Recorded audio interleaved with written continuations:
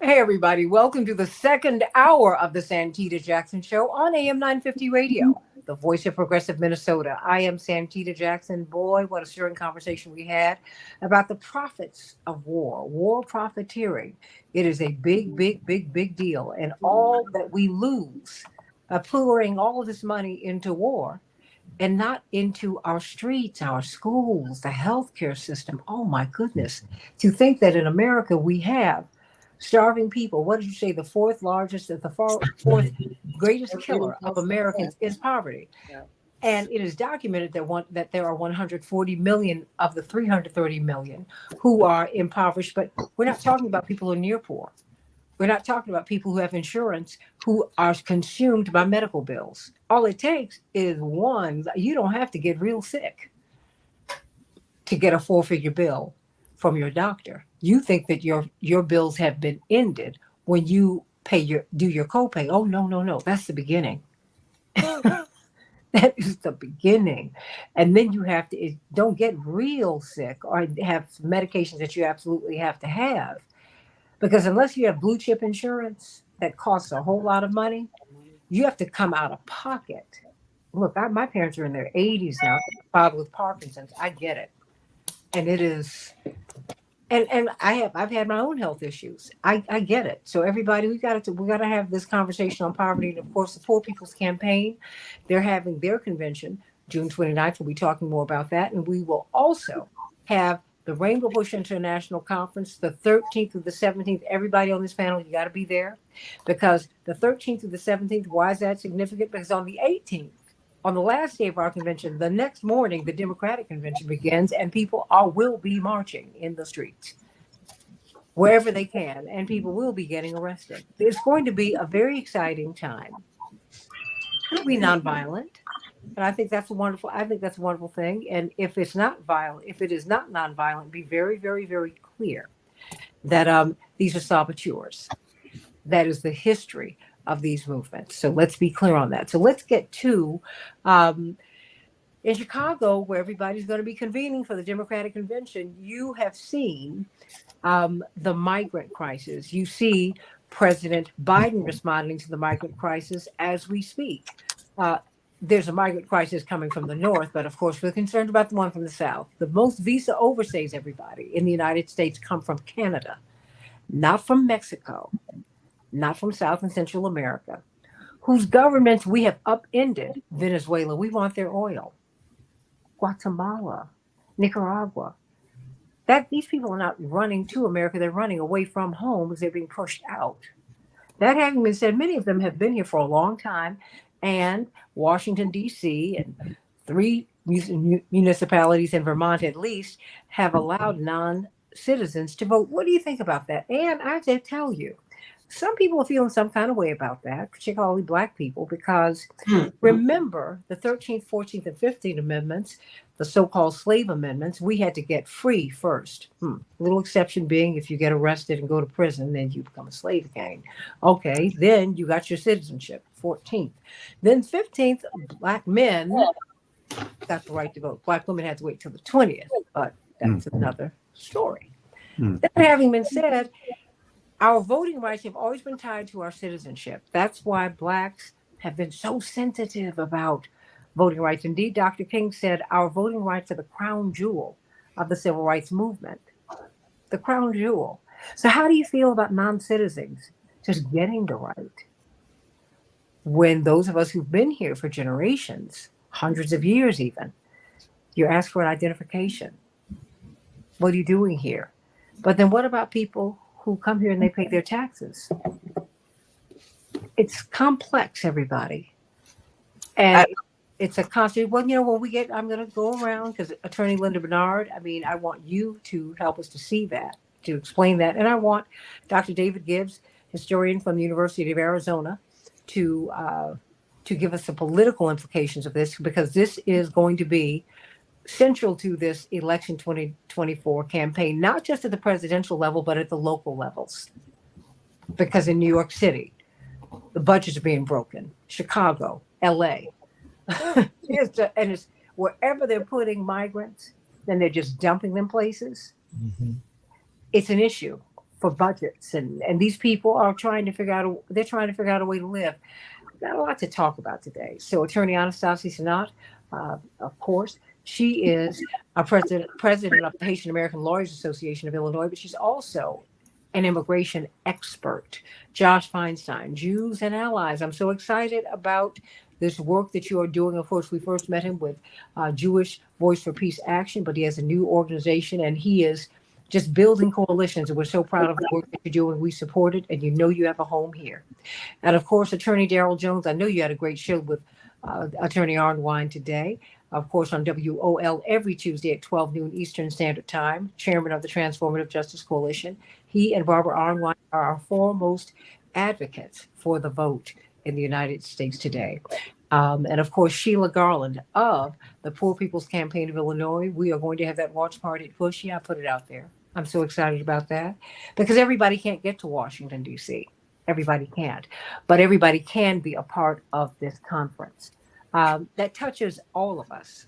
Poverty is a real thing, everybody.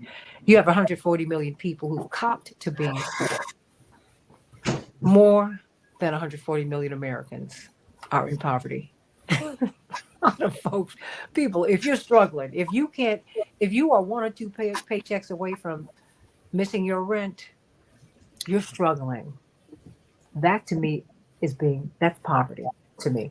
You might be wearing a nice dress, nice suit, nice jeans, whatever. So before I get to you, Attorney Linda Bernard, who has won 3 cases before the Michigan State Supreme Court, and of course she's a brilliant lawyer. I always say this, but I think it's important to note that even at this point in American life, she is the first African American to get a master's in law from UPenn's law school. The first. Dr. David Gibbs, you see that this is non-citizens voting. You know, as in the midst, there's always a context for everything, right? It is in this context to this migrant crisis that you can see that a lot of people will be feeling some kind of way. And in Washington, D.C., the nation's capital of all places, they have the right to vote. What do you make of this? And because now that's happening in the shadow of President Biden saying, okay, with an executive order, which we've been asking for our voting rights, Daryl, right? But we've not been able to get that. By executive order, he's dealing with the migrant crisis because he doesn't want this to be a campaign issue, but it will be. But that having been said, it's too late. Way too late. Well, you need to ask Greg Abbott, who's a member of the World Economic Forum, about the tent program for refugees. More than 400 companies who've come together to use workers so that they don't have to pay a lot of money to. Now, I mean, I keep ringing that bell, y'all, but this is a global issue. It really is. Dr. Gibbs, what do you make of non-citizens having the right to vote? As hard as it's been for Americans, generally speaking, to get the right to vote. It's a complicated issue. It ties into the whole issue of how Americans perceive immigration and immigrant rights. I think there's a big class split on this. I suspect, most academics want open borders and be very favorable to the idea of, immigrants' right to vote, basically. I should add, by the way, in Europe, so people who are highly educated tend to be very permissive on these issues. There's a real working class objection to it that really cuts across racial lines, as far as I can see. I didn't fully appreciate the extent to which this was true until about 5 years ago. There was an effort to make Tucson, where I live, which is a very, very democratic city, a sanctuary city, refusing to enforce federal restrictions on immigrant removal and things of that sort. And I assumed it would pass because the democratic, very liberal character of Tucson, plus I think the Hispanic population here, mostly Mexican American, I believe, is at least 50% at this point. I don't know the exact figure, but it'd be around 50%. I was astounded that it failed by over 70%. Mm-hmm. It didn't come anywhere close to passing. And you can't get those kinds of numbers unless you had a very substantial number of Mexican Americans who were voting against it. And that alerted me to the fact that a lot of the stereotypes I think liberals have about how this breaks down don't really play out that well. And you're getting significant numbers of working class people. Hispanics are mostly working class in the state of Arizona, objecting to it on grounds that there's competition for jobs. There's also a certain sense of people who among recent immigrants. There's significant division. I mean, I don't want to say it's all one way because it's not, but at least among a significant number of Mexican Americans, what I'm seeing is a sense of pride at having achieved citizenship and the feeling that people who have not gone through that process should not be entitled to the same rights. Again, and there's this issue, as I said, of competition for jobs in many areas, New York City and Chicago. There's competition for services, and so I think this is a very increasingly becoming a very toxic issue. Again, in principle, I would prefer not to see nation states. I don't have a very strong personally, I'm not a very big nationalist. I'm certainly not a very good nationalist since I have dual nationality. But I can understand Americans are very patriotic people, and I was astounded by seeing public opinion polls and how broadly based this is, and how it's true across all major But groups. why? Why do you suspect this is something that cuts so deep with Americans? Patriotism, you mean, or No, just this immigration issue? pushback. The pushback again. I think, as I said, it's economics combined with a sense of um, you know, I'm a citizen and I acquired it through the process of getting citizenship, Mm-hmm. and others should be required to do the same thing and not be just allowed in.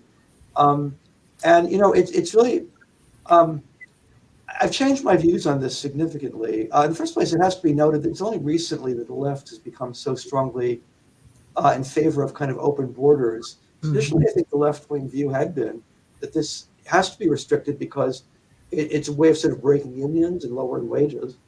It must be said that in 2016, Bernie Sanders was asked about open borders and said that's a Koch brothers issue. Um, and he objected to it on traditional leftist grounds. Um, and so, I can see the objection to it, even though it makes me a little bit uncomfortable. And perhaps I think what we need to have here is some kind of compromise on this issue. I think that perhaps a better solution to the immigrant crisis here and also in Europe would be that the United States is a major driver of immigration, is starting war after war after war, and also with punishing economic sanctions that lower living standards in many countries and make people miserable. And I think basically the left could be promoting the idea of the United States should not be driving things, should not be making miserable in other countries so they want to come here. Um, and it's very destabilizing in Europe as well. The far right in Europe, including some very disturbing tendencies, have been to a significant degree driven by the immigrant issue. Brexit, the decision by the British to leave the European Union, which I don't think was a good idea personally. The British are coming to that view as well. It was driven partly by the immigration issue, that the EU is too liberal with regard to, particularly Germany is too liberal with regard to allowing immigrants in. And I gather there was a big class breakdown on that issue, that working class people were particularly against it. And so I don't think it's a simple one. I think the left might want to rethink its position with regard to immigration. Because otherwise, the thing I'm most concerned about and what you're getting increasingly is a hyper bourgeois left that's comprised almost entirely, by the left, I mean like the activist left, Mm-hmm. almost entirely of people with high incomes and advanced degrees. That's what the polls show. That's what I'm seeing with my own eyes. And it doesn't have that much pull with ordinary people. And I think there are a lot of reasons for this, but one of them is immigration. And so I think the left might want to rethink its position on this issue. And I could see how the idea of letting immigrants vote, even in local elections, could potentially be very toxic. And I'm not sure it's entirely a good idea, just on political grounds. Daryl Jones, what say you? It's interesting to hear the arguments laid out, and one of the things that Professor Gibbs is 100% correct on is that there is a large swath of Americans that feel as though If I had to put my penny on the table, then everybody needs to put their penny on the table and come in the same way that I came in and have the rights that I got. You shouldn't have rights just given to you. The right to vote shouldn't just be given to you. You know, in that school of thought. There's another school of thought also, and that's what predominated in Maryland and several counties in Maryland, as well as in the District of Columbia, where they say that the migrants, the immigrants are here, and why they're not citizens that are here, they are working in our communities. They are using the resources. They are paying the taxes with regards to stuff that they're buying and everything else, and that they are impacted by the policies and the politics of the area in which they live. In order for them to feel as though they are a part of the greater community, that they should have these limited rights. And when I say limited rights, the right to vote for a non-citizen is right now limited to folks that are in municipal and local types of elections. For a federal election, they don't have voting rights. There is no voting right for any federal election. Don't want to confuse any of the listeners with regards to that. But with regards to the very localized election, the grassroots stuff, the school board stuff, that's where they would have that right and have the right to vote in the District of Columbia and in I believe it's now 11 areas in the state of Maryland. So in terms of the overall purpose, that's the overall purpose behind it. DC stands unique from any other jurisdiction when it comes to talking about this. And I think the city of Chicago as well has a non-citizen voting rights, at least for school board, I believe, type elections. But DC stands unique, and that is for this reason. And for the DC resident, we're talking about a significant amount of the population that is not as a non-citizen resident in the District of Columbia. But in addition to that, the district is always in that fight of not really being respected by Congress. The epicenter of voter suppression, saying that we acknowledge your existence, but you don't have a vote federally. We're not going to designate you as a state. So there's a different mindset that comes along with this.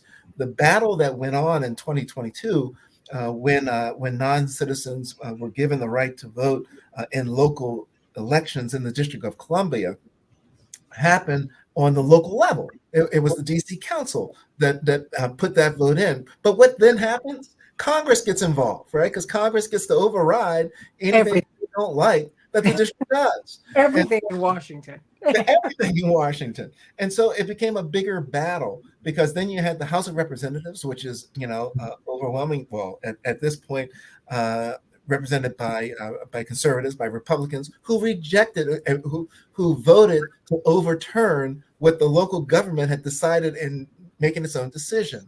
The reason that it continued to stand is because the Senate said, no, the district decided to do it. We're going to let the district do what the district wanted to do. And much to the point of what I think Professor Gibbs was getting to, there was a significant number of Democrats on the House side that did vote along with the Republicans with regards to saying no, they should not have voting rights because they are not, U.S. citizens. So that's sort of the makeup of what's going on there. The voting rights argument is something that in my world, obviously, is huge. And we've got to remember, for a lot of us, voting rights is relatively new. The Native Americans, right? We now have pending a Native American Voting Rights Act, right? And they were like the last to come along with getting voting rights in our country. So there are a lot of issues that are brewing there. So when we talk about the non-citizen receiving voting rights in those limited areas, that's sort of what the argument is and what's there. Where I fall, I don't have a problem with the non-citizen having the voting rights and having the ability to vote. I agree right now, federally, they're not permitted to do it. And what we're seeing coming from the Republican side right now is a playbook to try to play this up to say this is what the Democrats want. They want these folks that are not documented to be able to come in, give them a right to vote, and for them to tilt elections. Attorney Linda Bernard, what do you see? Well, I hate to be a naysayer in the group, but first of all, I don't think anyone who is not a citizen of a country should be able to vote. If I can pay taxes in Paris, I can pay taxes in Germany, I can work in Germany, I can work in Italy, anywhere else, but I cannot vote there. I am not a citizen of that country. I have pledged no allegiance to Italy or to France or to Germany. American citizens are, as you said earlier, patriotic. And frankly, that is what I am. I am proud to be an American. That and the right to vote is the pinnacle of citizenship anywhere in the world. I don't know what's wrong with America, how we've gotten, as you said earlier, so far left that we no longer have any, in my opinion, real sense about nationalism. People who vote, we have a commitment to our country. We pay taxes to our country. We have a military. We have the vestiges of citizenship. And no one should be able to vote regarding France's military or anything else. I mean, this makes no sense to me. I don't know how we even, and I don't know of any sophisticated, educated country in the world that allows it, quite frankly. And even on a local basis, this is the city of Washington. You're a resident of Washington, D.C. You are a resident. Your family was a resident. Your brother's a resident. Everybody's a resident. I don't know how people can just come in and visit or be illegal in the commission of a felony. It is a felony to enter the United States and not have proper documents. And it's true that there are many people that overstay their visa, but they don't have the vestiges of citizenship. They're in the commission of a felony. And these people, whoever they are, from whatever country in the world they're from, I don't care. I can't vote in their country. I can't go to Honduras and vote or Mexico and vote. And they can't come into mine. There's just it just makes no sense to me. None whatsoever to even have the discussion. And I agree that Congress should have stopped it and the Senate should have stopped it too.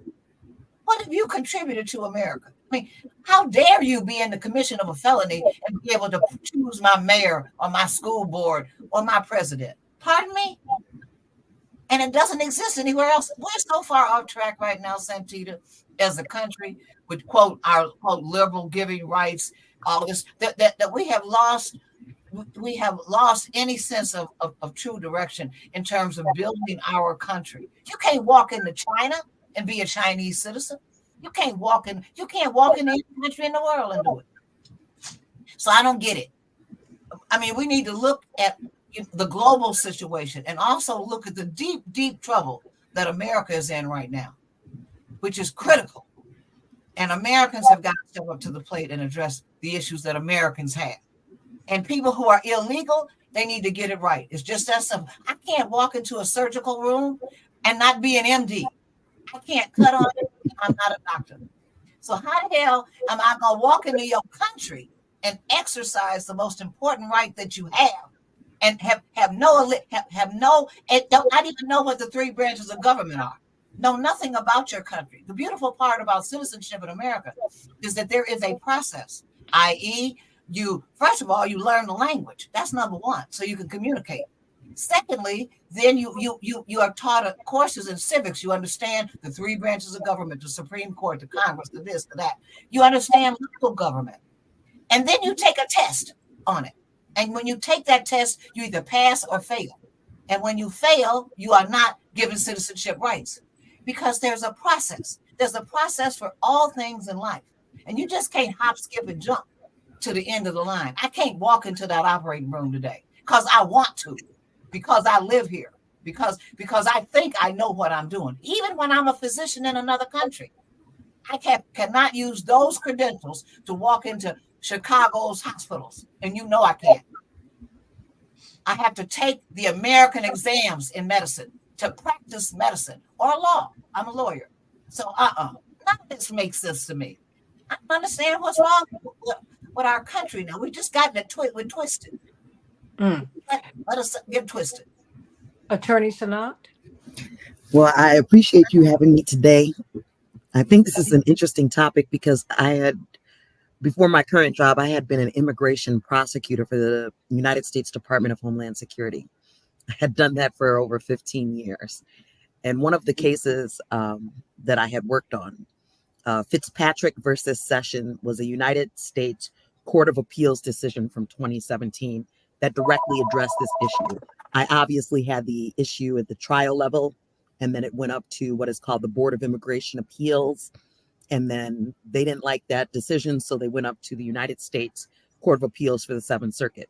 And obviously, I'm in Illinois, so that covers Illinois, Indiana, and Wisconsin. In that particular decision, it was a person who had a green card. She had come from Peru, and she was trying to vote in her defense. She was trying to vote in a local election. But the local election that she decided to vote in also happened to be a federal election.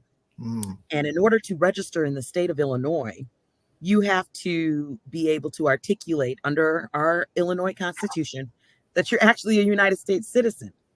So we would not have known about her voting had she A, not done it, and B, not told us.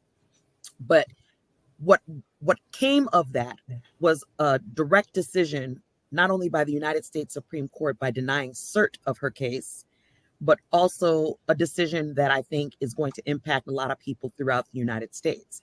And that is, you cannot falsely claim to be a United States citizen in order to vote.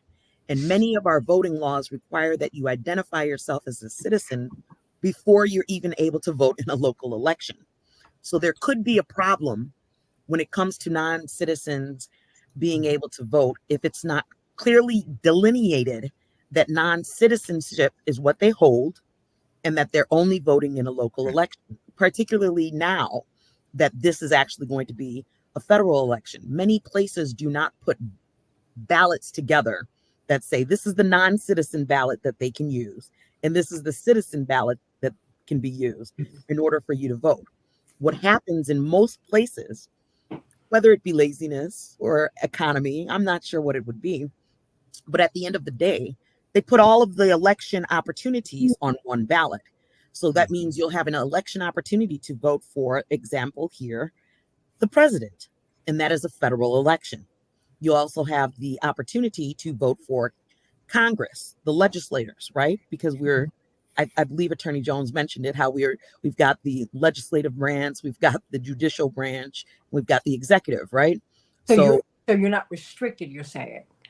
Right. Many of the ballots are not restrictive in that way. Mm-hmm. The DC case, which came out March, where this is renewing the subject, and they're trying to make it a political issue in the sense that Republicans believe that now non-citizens can vote, but that's not what they're saying.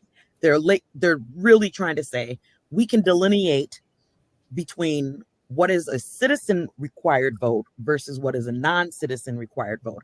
But I don't believe that's going to happen throughout the country.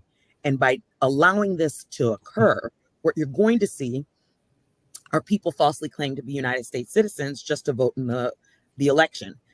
As we all know, former President Donald Trump was recently found guilty on 34 counts. He's literally a convicted felon. Many states don't even allow convicted felons to vote. How do they distinguish between who's a convicted felon and who's not? I'm not sure, but there are some ways that they do that. There are plenty of states that can make that an issue. But the bigger issue for the non-citizen is if you get caught, you'll end up like this case that I'm talking about. Fitzpatrick. She came to the United States. She had her green card. She was married to a United States citizen. She had 3 United States citizen children. In her defense, she was saying that she was only voting for a local election, but she actually registered herself in the Department of Motor Vehicles in Illinois as a citizen. And by registering herself, she falsely claimed to be a United States citizen because she was not. And they removed her from the United States. She's not in this country any longer. She can never come back to the country because she falsely claimed to be a United States citizen. So I agree with Attorney Bernard that is a privilege when you're able to work through, as my father did, as she mentioned. He was a doctor in his country of Haiti. He came here. My mother was a registered nurse in another country and then came here. And they did the proper requirements in order to be able to work here in the United States. And I think that is going to be the biggest issue. how are we going to make sure that the voter rolls reflect who is a citizen able to vote in these presidential elections, as well as these federal elections, and who is not a citizen only coming to vote for what is called the school board, right? The local elections or something like that. And I don't think it's going to be possible. And I think these non-citizens, if they believe in what they're reading in the newspaper, they're going to get in trouble like Fitzpatrick. They're going to end up not ever being able to become citizens of the United States, and they're going to end up being removed. So I encourage people to really read that decision, because it really is the posture of the United States. Because in 2017, we had yet to include some other people from the Supreme Court that we are so, excuse me, challenged by at this moment.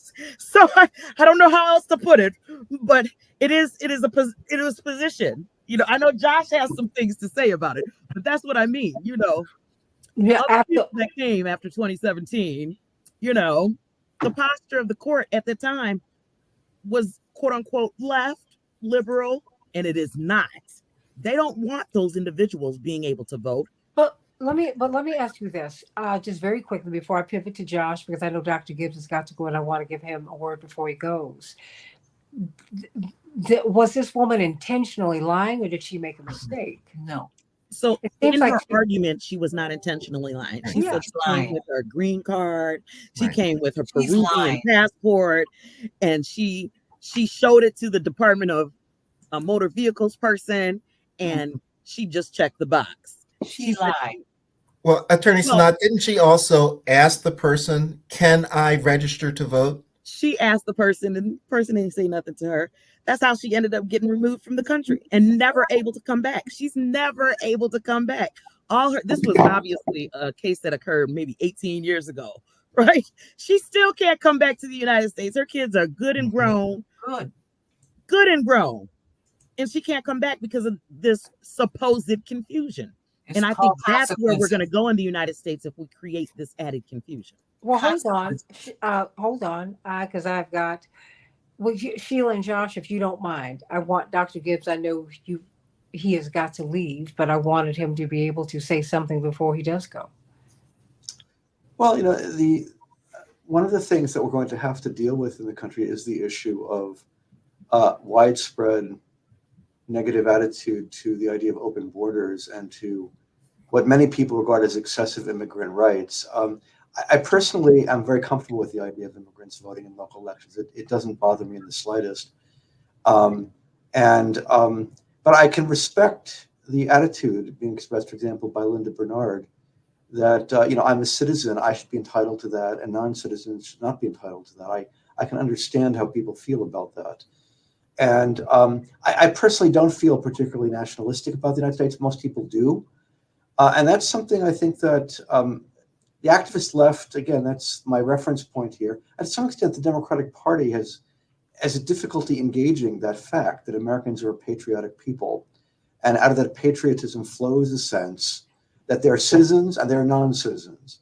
And that's a clear boundary that people don't like seeing eroded. And I think it's a losing proposition to try and go against that fact or to deny that fact. And I think the American left would be wise not to go there, or at least not to continue to go there. They've been, I think, focusing too much upon essentially immigrants should have the same rights as citizens, and not just immigrants. No, excuse me, immigrants who are non-citizens should have the same rights as citizens. And No, I think that's just a losing proposition. I think that that is something that should not be pursued for political reasons. But in any case, I do have to leave. And thank you very much, everybody, for being here with me. And have a good day. Bye-bye. Blessings to you, Sheila. I know you've been anxious to jump in. Well, this is a very volatile topic, and from my perspective, I think many of the folks that are coming in from Venezuela and other places are our allies. They're going to become part of our working class. They're going to be allies on a lot of things that we're fighting about, and I think it will behoove us to figure out how we can join with them, because they do represent a lot of the things that we continue to fight for. The division is, of course, the manufacturing division. We see this historically in this country, and it's very effective. It's very effective to keep us divided along these national lines. These corporations and the country do not see those borders. They do not.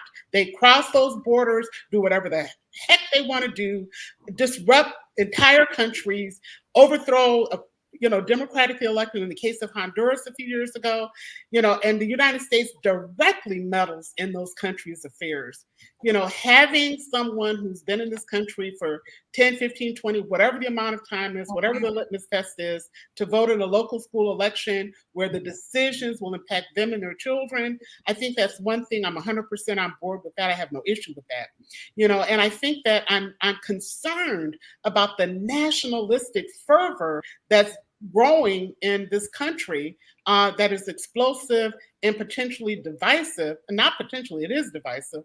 And that then, we have to look at the consequences of that, because then that allows the powers that be to figure out ways to clamp down on all of us. While we're fighting against each other, they're figuring out how to clamp down on all of us. And as the economy continues to deteriorate and decline, and more people drop into poverty, this is going to become a really key battle issue about how we're going to get the goods, how we're going to get housing, how we're going to get healthcare, how are people going to get the things that we need in a country where we're so stuck in this idea that somehow or another our exceptionalism gives us the right to treat these people who are being deliberately displaced. In the case of Venezuela, the trillions of dollars of oil money that the United States is holding that created the crisis in Venezuela. And then this president saying, okay, we're going to let 30,000 folks seek asylum, and then now saying, now we're going to cut that off. Because that's what is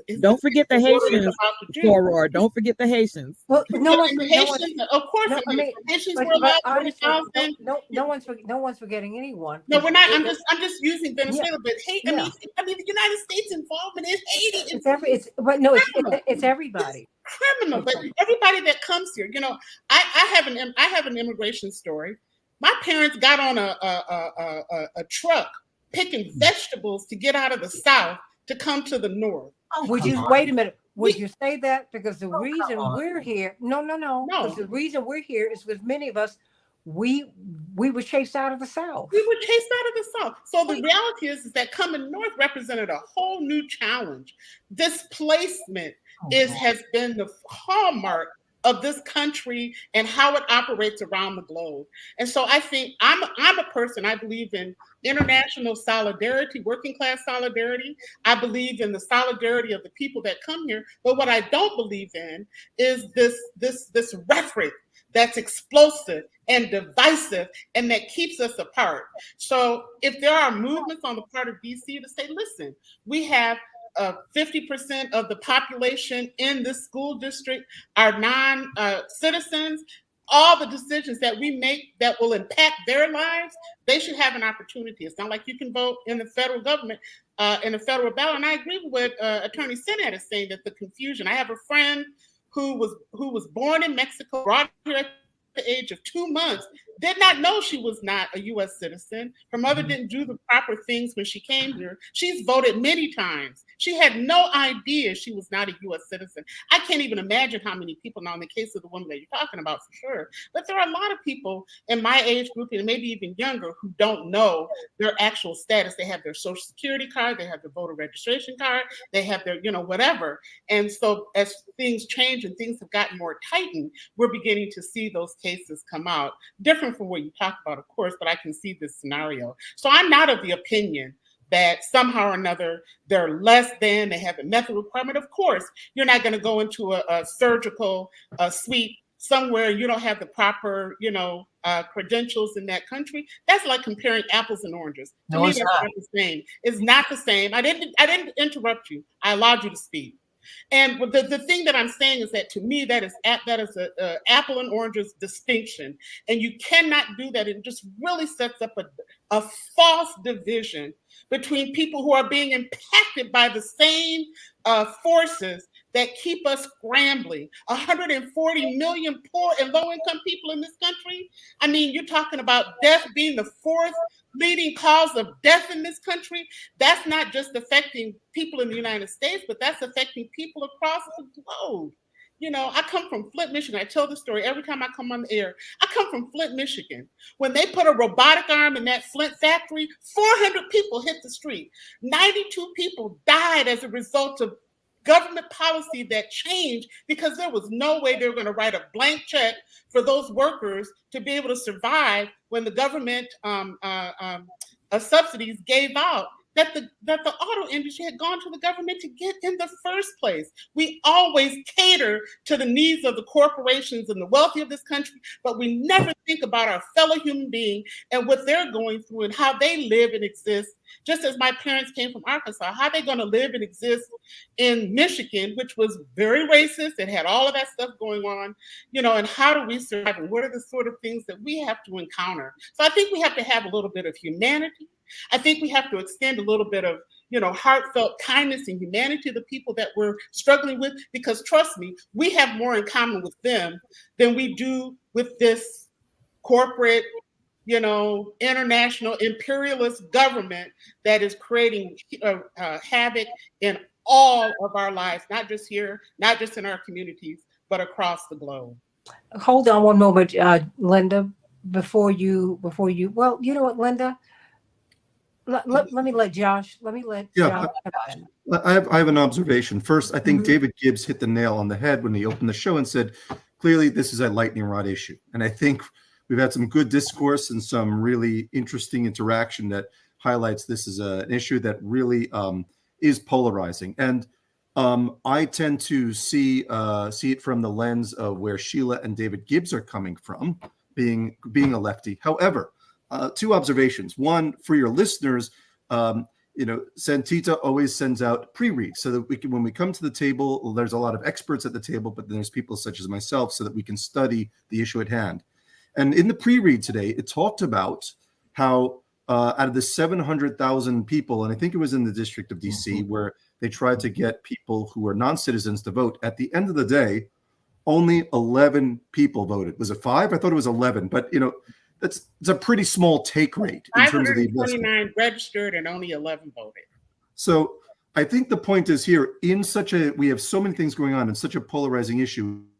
Theory, I'm aligned with Sheila. In theory, I'm aligned with David Gibbs. And I think Daryl was making the same points. But in practice, with all the things that are going on, when we look at the amount of effort that's being put in to get people to the polls in execution, when there is such low turnout, my mind is more on right now is, I agree with this in terms of the spirit of it, but I want to have us focus more on the people who are citizens, getting those people to the polls and getting those numbers up. That's where my mind's at right now, is getting those vote numbers up. We all have different points of view. Linda was very, very passionate about her point of view. Sheila made some excellent points as well. In terms of that discussion, I would say that we should pivot after having that discussion to the idea of let's focus on those current people who are registered or need to get registered, get those voters, those vote numbers up. And then we can turn our attention to that engagement of the non-citizen, getting them involved. So that's my takeaway from it. I hope that makes sense, Santita. And great discussion. Yeah. No, I think it does make sense, but I think we've got to have this discussion. Fair enough. Because number one, we're not going to be able to get to that discussion until we do. And when you are listening to Americans, and I would say particularly Black people, Black folks, many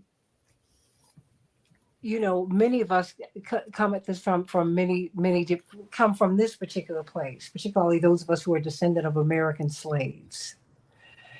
You want to make sure that anyone who's living under the boot of oppression is covered. Mm-hmm.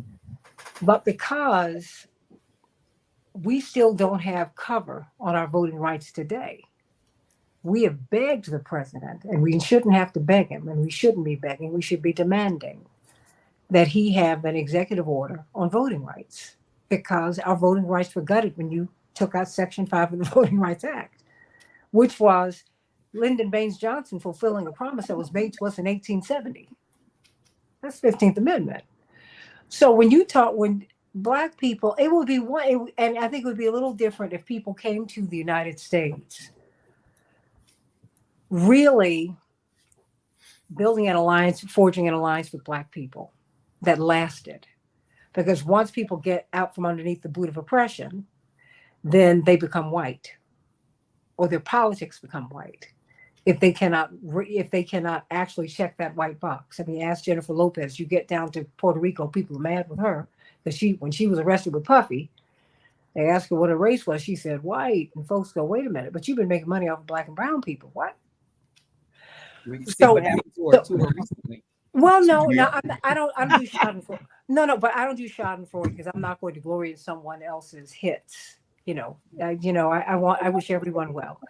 And I know you're not doing that either. I'm just simply saying that that's why this hits a lot of nerves with people. Mm-hmm. And I think until we begin to have this discussion, however heated it gets, as long as it's respectful, as long as we can walk out and hugging it out, we're not going to be able to get where you're going, Josh. Because also, I can never pass for white. So there's some space I'm never going to have in America, ever. And that's. I mean, it's complicated. It's really complicated, and we're going to revisit this conversation because we only have 6 more minutes, Dougie Fresh, and then we're off. Now, I want to make it clear that I am a child of immigrants. I get it, but I do believe that it should be United States citizens that vote. Just one moment here, because my grandfather went back to the Cat Islands because he found American racism to be so abhorrent. Mm-hmm. So I get that too. Although my grandmother was an American citizen, she picked beans and chopped sugarcane in the Caribbean because the borders were porous in Florida, and she was born into gutter poverty. Mm-hmm. So be clear, you need to understand my story. I've got on my father's side, Black people, indigenous people, and Irish people. I'm the product of all the rejects. And I even had my grandfather's the first Black person buried in his family plot. They're all Native American people. I get it. But I'm just saying, so, I mean, all these lines, when the only reason we as Black people are in this hemisphere, Anastasia, is because we were brought here on a European colonial project. Ain't none of us West Indian. Ain't none of us Indians. We're Black people who are over here. Everybody's over here because we've been rejected from somewhere. Now we got to figure out how we're going to work together. And that is my rant for the day. We've got to figure this out. And we also, Black people who have been here for generations upon generations since 1532, we predate 1619. We need some respect. Because we need people to understand that we really understand the struggle, and don't leave us once you get over. Because that's what angers Black people. Black people are an accepting people, an embracing people. That's what we've always done. Correct. Even when we've been raped, we have embraced the children of the rape, and we've loved them. But guess what? America has not loved us back. And that is what you hear us objecting to. That is what you hear. That is the pain. That we've been patriotic. We are. But America has not been that loyal to us. And yet we continue to rise and be patriotic and make this a more perfect union. And we should, because we built this place. We built it. Immigrants did not build America. Immigrants came here and got jobs. Black people built America. We didn't get paid for it. Now that's the reality. And let's establish some truths here to stop these lies about how this country got to be the economic super engine of the past 2 centuries. Yeah. So I'm going to give everyone literally 30 seconds, y'all, because I don't want y'all to be cut off when we have to edit this show.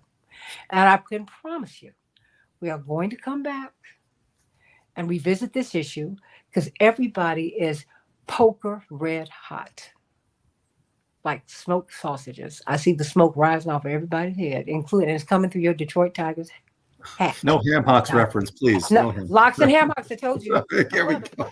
So I can't unhear that. I know he's like, Judge.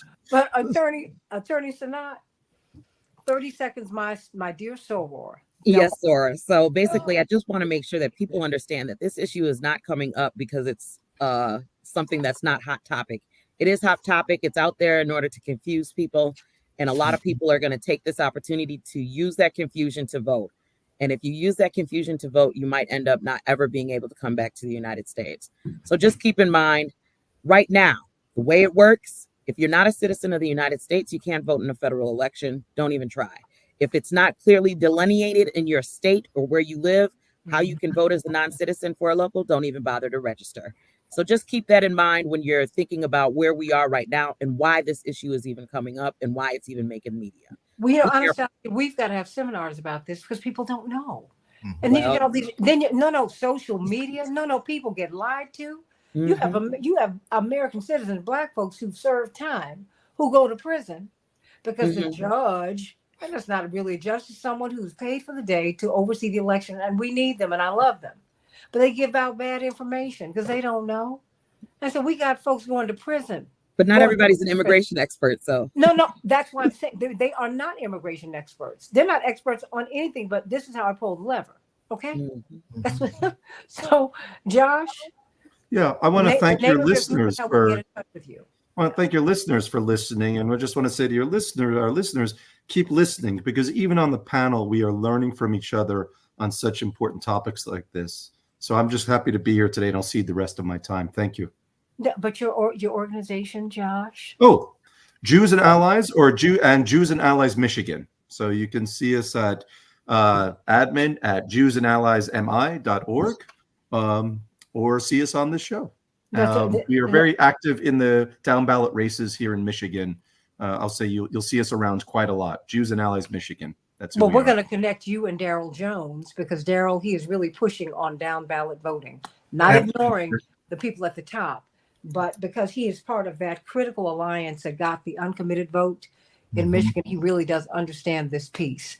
Attorney Bernard, 30 seconds. Oh, just very quickly, there are two men on this call right now. Because these two men are American citizens, if in fact we were at war, they could be drafted, as could their sons or any of our sons if we have adults. That's because they are United States citizens. They have taken from America and we give back. People who should not be allowed to vote, period, who are not citizens of this country. They don't have an obligation to the country. And unfortunately, in America now, everything has become sort of like Casper Milquetoast. We don't know what a woman is anymore. We don't know what a man is anymore. We don't know what a citizen is anymore. We don't know anything. We just everything is okay. It's like, everything's like, it's like balloons in the air or something. We've got to get back to basics. And if you don't believe in what I say, look at the world. Tell me any country in the world where you can do what has been suggested here today. And Anastasia has been very kind to indicate what's happening with the legal processes in America. And guess what it is in other places? I can live in Paris for the rest of my life, for 30 years. I cannot vote there. That is just the way it is.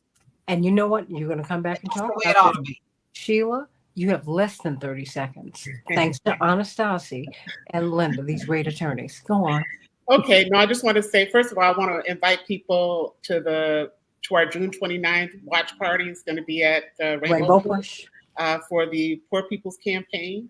And I think this is a very volatile issue. We need to keep talking about it. But I also think that we are citizens of the world, and we can see how the way our country operates. I think we have to start looking at one another from that lens. Daryl Jones, Attorney Daryl Jones. Boy, can I not wait to get off of this show. Thank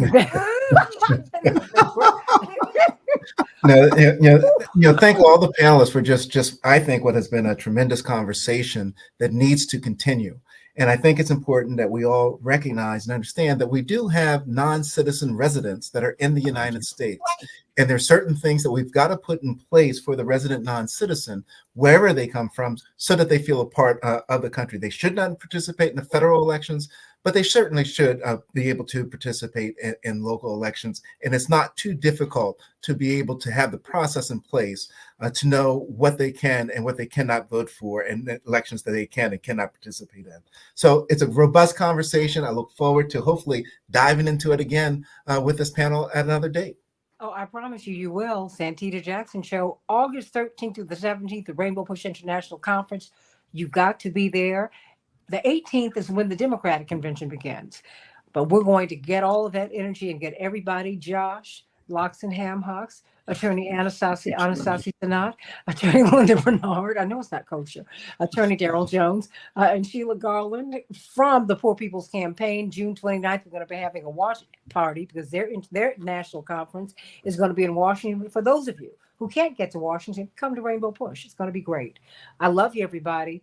And we're going to revisit this discussion. I promise you. I love you, everybody. Can't wait to be with you tomorrow on the Santita Jackson Show. Thank you.